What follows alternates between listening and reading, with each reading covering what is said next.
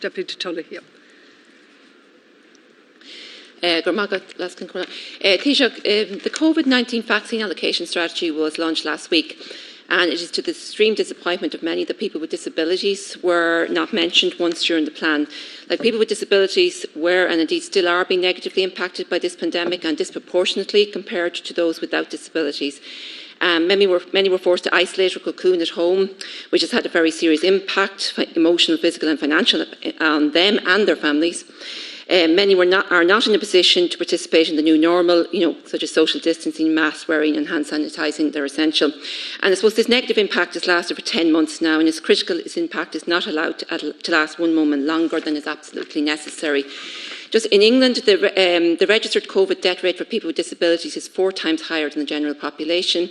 And also in England, people with a learning disability are dying from COVID at a much younger age group. Thank you. You've exceeded the time. So I don't think we have figures for those in Ireland, comparable figures, but I'm just wondering if people with disabilities can be considered. Yeah, I just noticed, Deputy, and I take the point you're making, that there seems to be a consistent theme emanating from Sinn Féin that we're discriminating against people with disabilities on the vaccine sequencing. That's not true. And I think it's, I accept politics and people will sort of engage in politics from time to time, but I think it's not a very nice form of politics to be playing that sort of line now.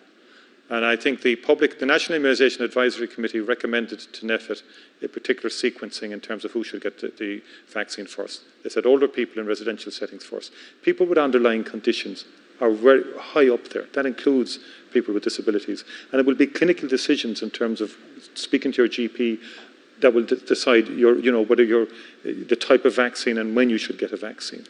Like, this is not about politics. It's not about government wanting to discriminate against one group or another.